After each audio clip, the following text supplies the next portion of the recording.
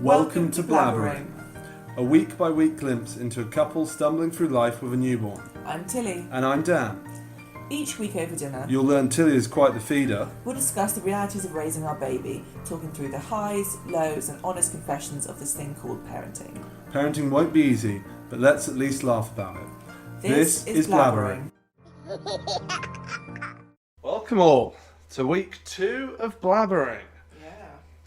So, this week we've got mac and cheese. What's in it? I mean, pasta. Lots of Good. cheese. Good. A bit of chorizo for you, because you wanted a little bit. We wanted it, do you? I did. You wanted the bougie mac and cheese, but you can only get chorizo. And what type of pasta's in here? Wow. Gluten-free dino pasta. That's small. Dankeschön. So, what's been the update this week then? Update. I don't know. She's still hungry. Still incredibly hungry. My nipple is still incredibly sore. That is continuous. I don't feel like much has changed really. I feel like we've just gotten used to it. Yeah, we've got into a bit of a routine on the sleep stuff. Yeah. We have. Well, kind of. Yeah. We've got into a partial routine. Yeah, she's not. She's nowhere near. Our little baby Moonbeam, which is our little code name for her name. We haven't called her Moonbeam. Oh, you finished? Okay. She's got these fucking little claw hands. Oh, do you put some right in the eye there, Bubba? Why'd you do that to yourself? She's got these, her nails are Oh, currently sore. little like claws. What, take the titty. And she can often be a bit unsure whether she's going to eat or not. So given her little claw hands, I often have to play hand defence and hold one of the hands just so that she doesn't scratch up the boobie. So I suppose, Bubs, what have been your highs and lows? Okay. Highs. Probably, I know, you know, there was a bit of a discussion about it beforehand, but I'm quite glad we've got the formula. So the aim proves was to do all breast, straight from the breast, for as much as possible and express what's needed. But it then meant obviously that Tilly couldn't sleep at all because she would just always have to be awake every sort of hour, 2 hours to do anything. So we got some formula for night time, and that's also helpful for me because it doesn't just mean that I'm working with sort of trying to spread one feed over a whole night time. I'm not sort of trying to spread one feed over like 4 hours. Instead, I've got like multiple that I can sort of spread, and I can make more formula, etc. So that's been quite good. Lows, probably my nightmares. Yeah. Yeah, so I have these fun recurring nightmares. So a big thing in, what's SID stand for again? Sudden infant death. Sudden. I was going to go spontaneous, and I thought that was a bit too fun. I think it's sudden. Yeah, it is sudden. It's not spontaneous infant death, it's sudden infant death syndrome. And that just basically is your baby's died in some way, but they can't quite work out what it is. Mm-hmm. And so they've now correlated lots of different things with it, but they've not really got a specific causation, because a lot of the time it could be something like suffocation or these sorts of things. No, when it comes to that, they know what that is. Sometimes it does when it's not like their sign. Well, like they were saying that correlated things with SIDS are having toys in the cot, having blankets in the cot, things that could be choked on, lots and sleeping with other people. Because so basically, sounds like either choking on something or being flattened or being dropped out of bed. That can cause obviously baby death. But I didn't know that was still counted as SID. I thought SID was that when those babies sort of just died. No, I think they still count that, maybe to decrease the amount that people feel murderous. Okay. Anyhow, back on to my point. So, one of the things with sudden infant death is co-sleeping, and they recommend that you certain ways of co-sleeping and that you don't ever sort of fall asleep with the baby in certain positions.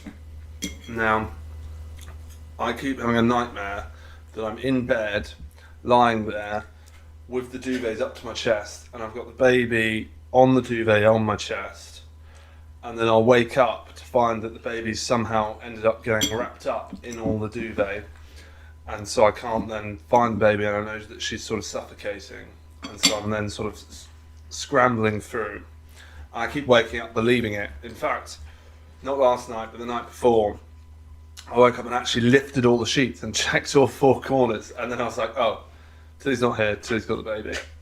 So yeah, horrible nightmares recurring basically every night, sometimes multiple times a night, that I have fallen asleep while holding her. She's rolled under the duvet, been swallowed into the duvet, and I can't find her in time.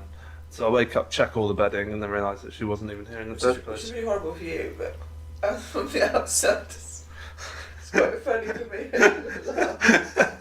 I'm glad at least there's some positivity to come out of this absolute horror show from my point of view. Yeah, obviously for you, scarring. For you, quite funny from the outside. Just sort of see you mumbling and scrambling through the duvet. Okay, just asking like, where's she gone? And I'm there like holding the baby going, what the fuck are you on about? Because you do also like to talk in your sleep, so it sort of coincides with that. You get like real statty in your sleep. Yeah. I'll ask you to like roll over or something. And you'll go, I am. And I'm like, you're not. And you'll go, okay, roll over. And then you go, okay. And then you just stay there. And I go, can you roll over? Because you snore when you're on your back. And just like, you're alright. And you go, I am. And I'm like, well, you're not. And you'll go, oh, God, alright. And we just still stay there. You won't do anything.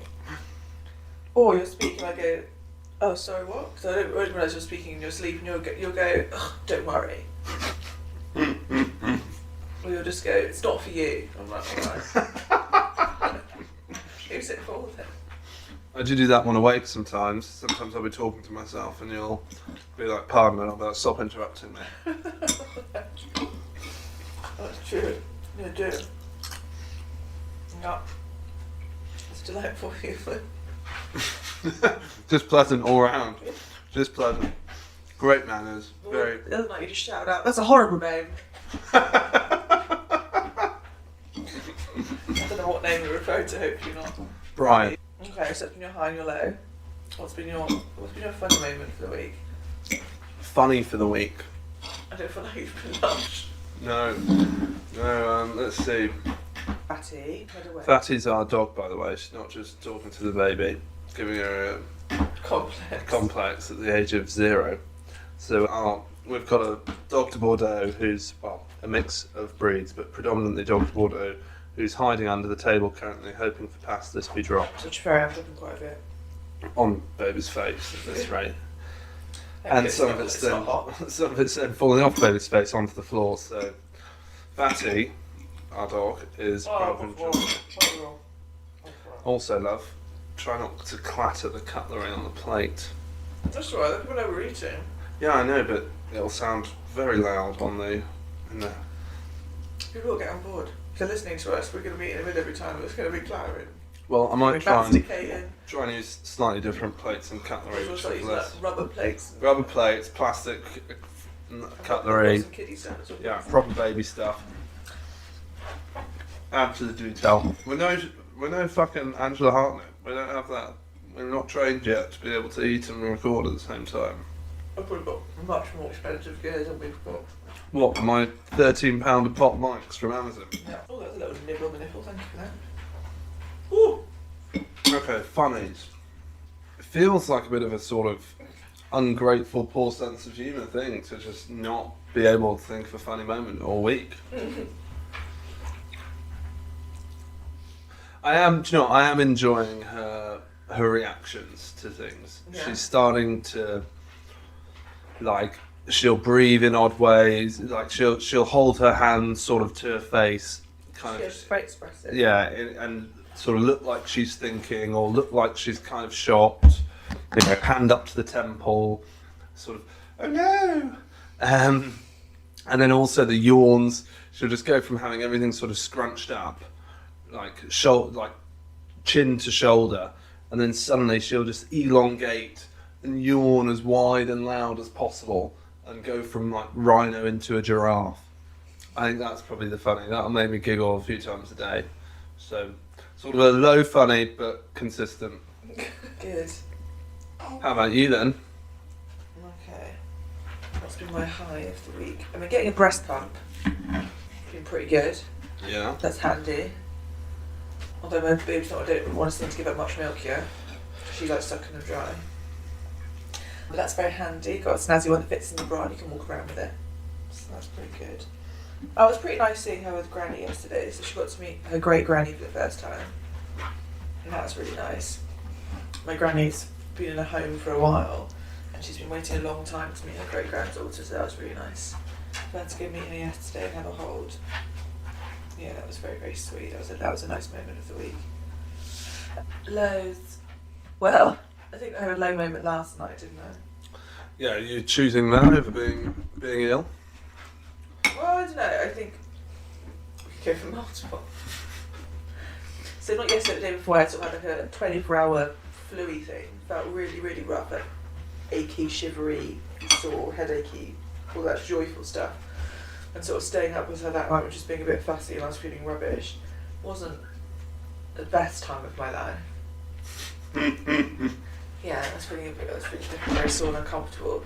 And then last night, we were going to record this. Yeah. And then she'd been really hungry the whole day, and my nipples were really, really, really sore. And then she wasn't latching in, she was crying and she was scratching at me. She wouldn't latch on, and I just had a little teary moment. You did, while I was on the phone to my brother. Yeah. So I had to tell him not to call him back. Yeah, just felt a bit much for a moment. Yeah, fair enough. Done with it.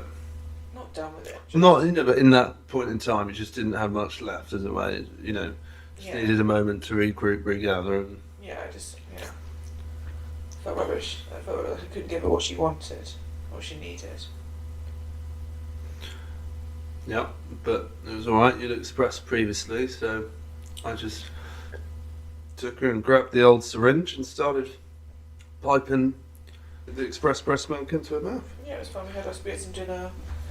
I felt better, and then gave her another feed, and that was all good. And then she settled down nicely.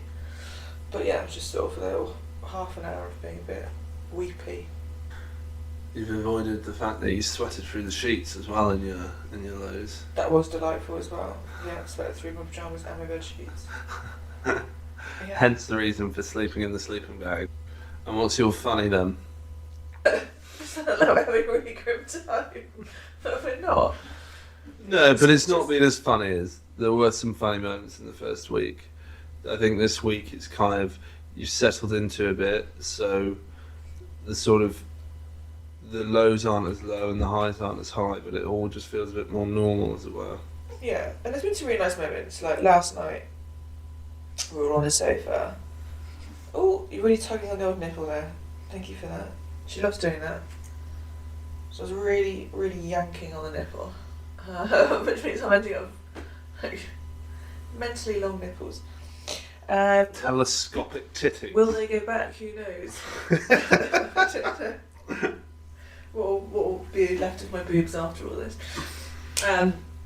Yeah, last night we were all snuggled on the sofa and you'd fallen asleep. And so you were sleeping on the sofa, Fatty was sleeping on the armchair, and then she was sleeping on me. And I was just sat there just thinking, oh, this is really nice, this is our little family. So there's been lots of cute moments like that, which I think it's important to remember when you're feeling a bit tired and stuff. Like, we've wanted this for a long time, and we're very lucky. But sometimes, it's quite tiring actually. Definitely. Which is of course what everyone tells you. Yeah, so some people said, the first sort of 4 weeks, 6 weeks. But your friend came out and said the first 12 weeks. That must have been alarming. That was a bit like, oh shit, I thought we were maybe a third of the way through. But no. I think it depends on the baby. It really depends on the child. Some babies are easier than others. Flo is telling me, Flo's my sister, telling me about her friend. And her Babs already sleeps the whole way through the night and has been for ages. How old's her baby? Well, now it's Well, how old was she? I guess? 6 months, but she's been doing it for a long time. Not sure exactly how long, but she never felt like she struggled with the sleep thing. Lucky cow. To be fair, I could let her sleep for longer at night, but you're meant to feed them more regularly. So often she'll go down at about 9, and I will have to wake her up at 12 for a feed, 12 or 1, depending on how long she fed before at 9. Because she would sleep for longer, I reckon, if I let her. Yeah. So this is currently a bit of a battle of ours, is the sleep. I'm currently trying to get her sleeping on some sort of comfortable but flat surface a lot more. Because currently the main places that she sleeps is against our body, be it sort of being held or in the papoose or, you know, whatever. But sometimes in the car seat if we're driving around, but she's not yet sleeping flat. And I think that hopefully will help my nightmares, because if she's sleeping flat, she's in the next to me, which is a cot sort of just off our bed, and therefore she's nowhere in the bed, and she's not at risk of kind of me rolling into her, me sort of folding the duvets over her and that sort of stuff. So I'm hoping that ends up being a sleepocean. But who knows? I might be in a sleeping bag till she's 18 at this rate. That might be that intimacy and spirit. That would be great for our sex life. It's gone. It's gone. This is it. I'm in a sleeping bag. No siblings for you. How come you were an only child? Your parents said they wanted 3 kids. Well, Daddy kept on a recurring nightmare to the We're point. 3 kids now, weren't we? Oh, one was adopted. Okay. Daddy was in a sleeping bag up until the point that I was 18. Well, at least till she's in her own room, which will be, what, 6 months? Yes, there we go. Just no intimacy for 6 months. Yeah. Well, if we can get her into that next to me, we can at least Well, we need to start trying this year, so we keep being downstairs all the time, so we need to be upstairs. Yeah, because our current tag team TV watching system doesn't help.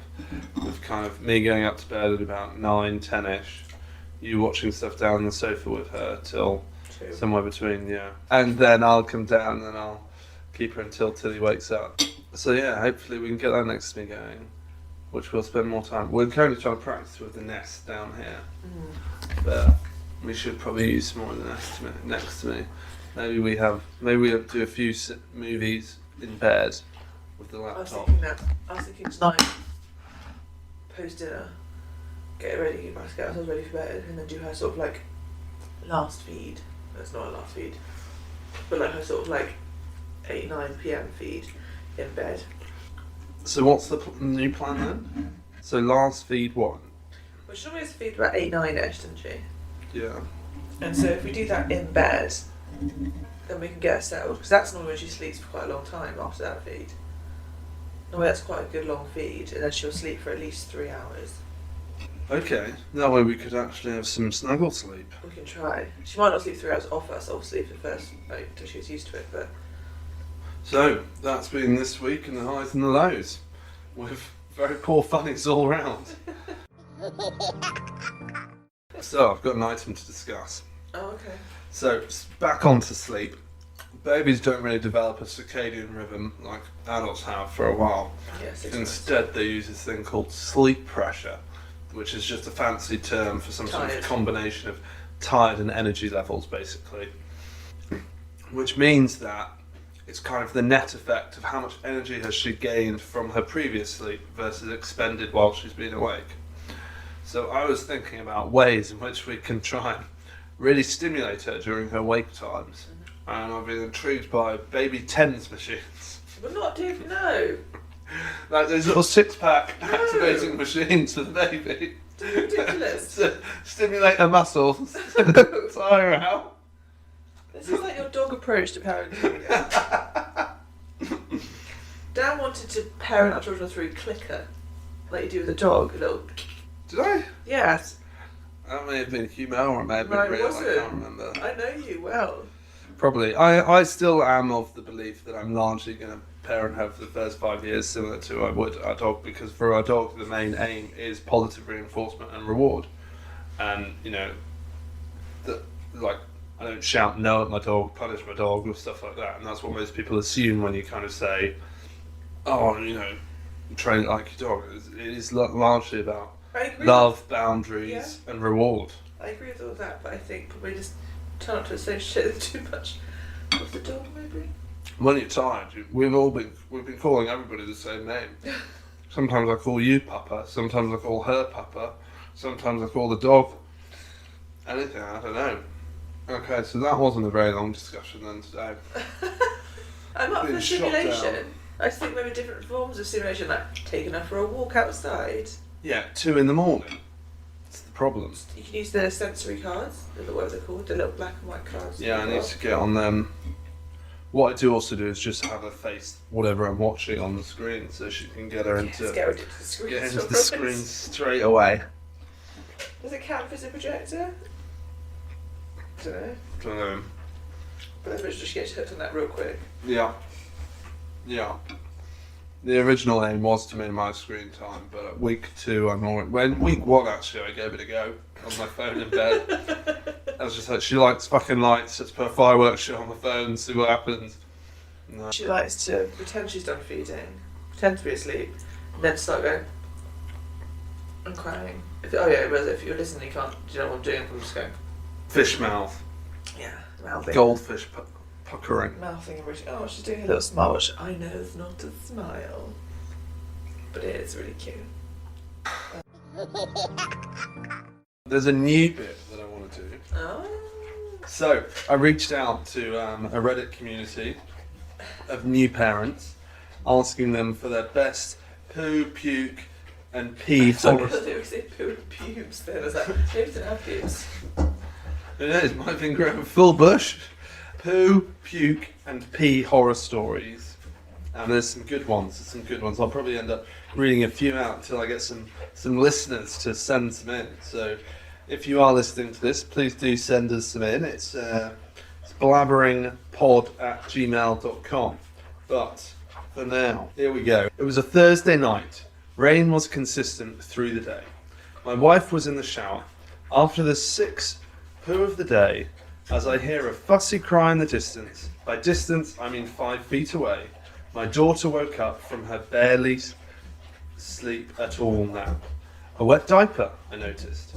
So there was no soul in sight to change her. I had to be the one to step up to the challenge. What, be the father? Yeah, anyway, let's keep going. Okay. As I open the diaper, I see a greenish poo deposit. Then, suddenly, tiny tootaloos, baby farts, is what they've left that in brackets to help me out. Tiny tootaloos erupt, and then what looks to be chili cheese sauce comes flying out as if it was a spitting cobra and lands all over my right arm. I look with disgust and shock. Like, how could I have not reacted quicker with the spidey senses I've practiced having my whole life? Not sure what he does to practice these spidey senses. I'd never thought before parenting I need to have quick reactions. Anyhow, as I thought the coast was clear, a fountain of pee comes fluttering up and over as if I was booking a hotel suite at the Bellagio Hotel in Las Vegas. That's the one with all the spiky fountains. My wife finishes a shower, enters the room, looks at me, and I had a cry for help in my face. I could not finish the job as my whole right arm was out of commission due to all the chili cheese sauce on my arm. My wife laughing and saying, "Looks like you got pooped on as well." I then turned to her and say, "I also got peed on soon after." We both ended the night in laughter. So I thought that was quite a funny one. It's not been that bad, and a story from last week was definitely a lot lighter than that. Yeah. No, not a combo. I think that's definitely with a boy. Oh no, it's a daughter. So impressive pee pressure to achieve that. Yeah. She just her sort of trickles. Yeah. So yes, if you have any, please send them in. It's blabberingpod@gmail.com. Last week I recorded I'm Not a Caring Parent But, and then in between I found out there's actually a podcast called I'm Loving Parent But. Sorry, I said I'm not a caring parent, but that's the complete opposite of what we're going for here. I'm a neglectful parent, but sometimes I love it. I do realise it will seem like I've absolutely stolen it off the other podcast, but I actually stole it from The Guilty Feminist and bastardised it for my own.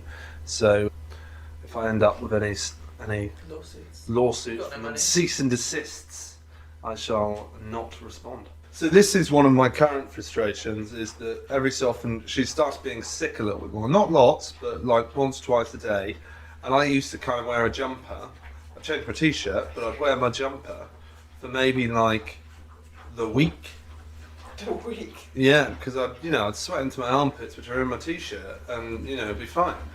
But now I'm just getting fucking baby chunder on them day one, sometimes within hours, and then switching over. I can't get away with that because I seem to be sweating a lot more. I don't know why, that's not to the hormones, but generally just smelling. My sweat is way more stinky. Well, I'm stinky, basically is what I was saying. Breastfeeding post-pregnancy has made me real stinky and sweaty. Well, combination sweaty, so I'm stinky because my sweat has got more smelling. Nice. I know. Which my mother said, so she learns my smell noses me, but she must have really bad sense of smell if I need to be this stinky. I thought you meant it's so your mum learns that it's you. I was like, is her eyesight going quite quickly as it is now? At my age of 51, 52 even. She just uses her nose now to... Yeah. It's the only way she can identify me from my other siblings. The stinky one too. Yes. I'm a caring parent, but I'm a bit fed up with the back pain from all the nappy changing. I think that's a tall parent issue, isn't it? Yeah, we're both over 6 foot, and so every time you have to change a nappy, it's a real bending exercise. And so during the nighttime shifts, sometimes I'll do sort of 5 in the space of 5 hours, 4 or 5 hours. And so it's a lot of sort of getting up, bending down, changing, bending down, and everything's a bit of a rubbish surface. So yeah. So sometimes I'll actually delay her a little bit in a hope that she does a combi instead of, cause sometimes she'll just do a pee and then 30 minutes later she does a poo, and so I try and like resettle her in the hope that she'll just do her poo during the resettling time. Yeah. Yeah. I want me to sit next to them and get nappy rash. Yeah, you don't want that. So what's yours then? I think I'm a loving parent, but sometimes it would be easier if babies weren't born with hands if they're just born with little stumps. Not like little stumps. They don't need hands for anything. They're not doing anything with them. She is. She keeps sucking her thumb. She scratches her face. She scratches my tit and my nipple. Yeah. You literally just grabbed it like this. I like clawed into it, like literally like on my nipple bit. Like that.